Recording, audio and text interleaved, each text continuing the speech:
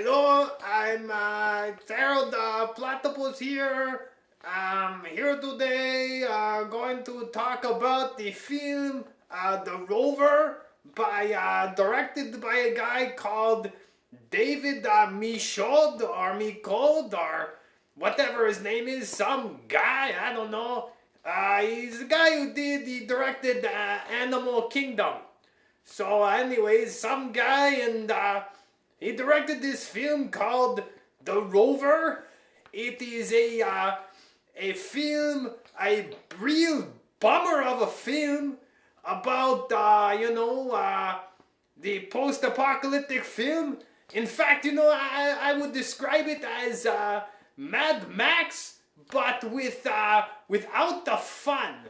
No explosions, no crazy stuff, Well, maybe a couple little explosions, but not no big, crazy car chases and things.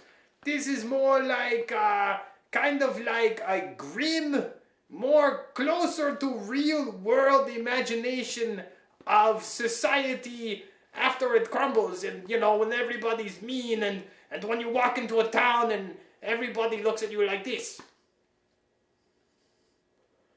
Everybody's got a gun and they're very unreasonable. It is a post-apocalyptic film set 10 years after some shit went down in Australia. Probably like, it doesn't really say what it is, but probably drought and drunken bands of people, shooting people and stuff, the violence and things. Anyways, it is about a guy, Pierce Brosnan, or no, whatever, what's the guy's name again? I am scratching my head. Guy Pierce Brosnan. That guy was a bad James Bond. Man, that guy, double O fart. That's what I would call him. Anyways, it's got Guy Pearce in it. Guy Pearce. You've probably seen him in movies before. He played the real old guy in that shit movie Prometheus. But anyways, it's got Guy Pearce in it. He plays this real bad guy. Just a real bad guy who's got a real bad attitude. Now, it is explained, and hey, it's the post-apocalypse, but wow, this guy should really, find some kind of a therapist, because he's got some problems.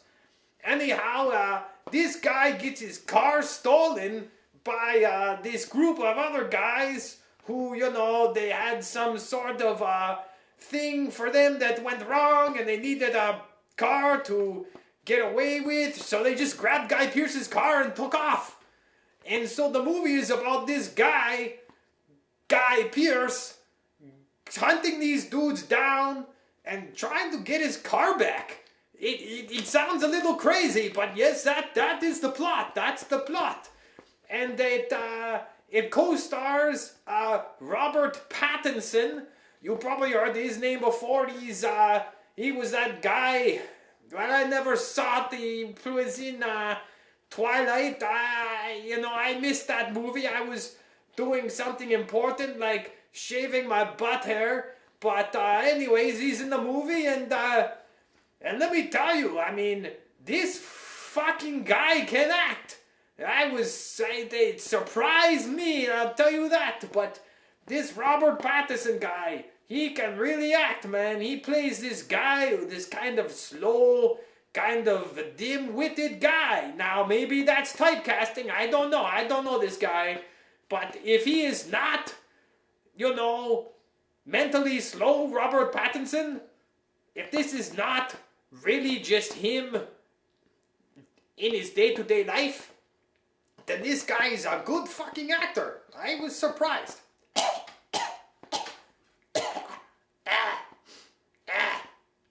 Pardon me.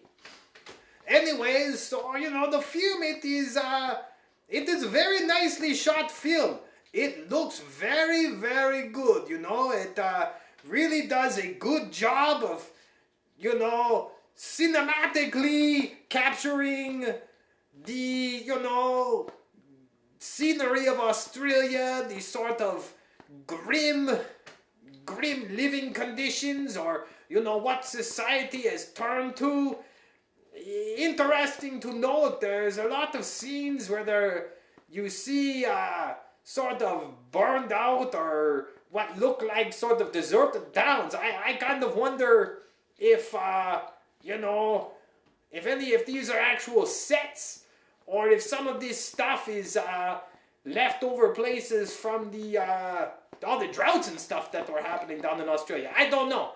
Anyway, all I would say is, if you need big explosions and lots of action and, like love triangles and all that kind of stuff, you won't like this movie. Don't even bother going to see it, because this movie is a movie that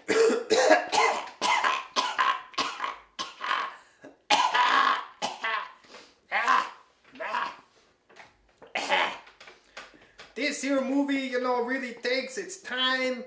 It is slow moving, but it does a very good job of just showing how much of a bummer it would be living in this, in this sort of imagined fall of everything.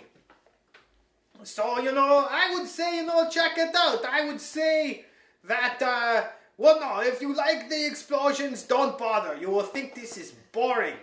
In fact, I even like boring movies, and this movie was a little slow. But, it was well made. I'll give them that. They made a well-made, slow movie about the apocalypse and about people who are really sort of like, have some big fucking problems, man. So, I would say go check it out. Although, me personally, I don't know if I would have shelled out the money to see it in the theater. But, I saw it online and, it's fine. But, hey, and, I got some spoilers here, or a spoiler. So if you are interested in seeing the movie, take off. And if you don't care, then stick around, or maybe you've already seen the movie. Okay, I'll wait. Okay, get out of the room. Or turn this off, or turn the sound down. Okay, those guys are gone. Okay.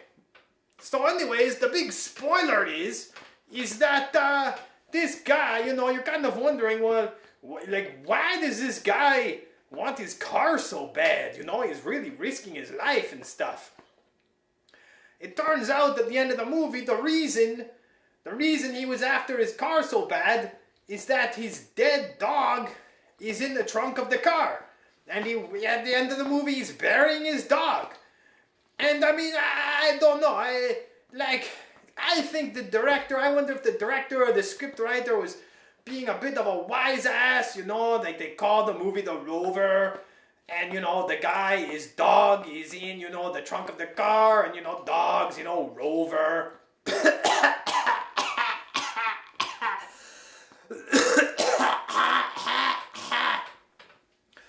Anyways, so I don't know.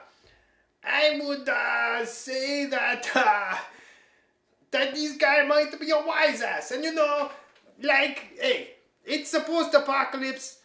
People are stinky and they're probably all gross and used to like really disgusting things, because they probably kill people, or,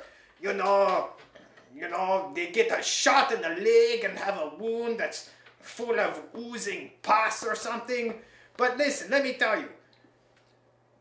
I think if you were a post-apocalyptic carjacker and you were driving along and smelled something really bad in your car, you would probably investigate and be like, hey, there's a fucking dead dog in the trunk here. I'm not driving around with a dead dog that's covered in flies in the trunk of my car. You just put it at the side of the road. So my major complaint with this movie is that dog, I don't think the dog would have been in the car that long. So I don't know. I thought that was silly. But anyways, I don't know. There you have it. I am Harold Platypus. have a good day, and yes, perhaps I will be back to talk about some more films. Okay, bye bye.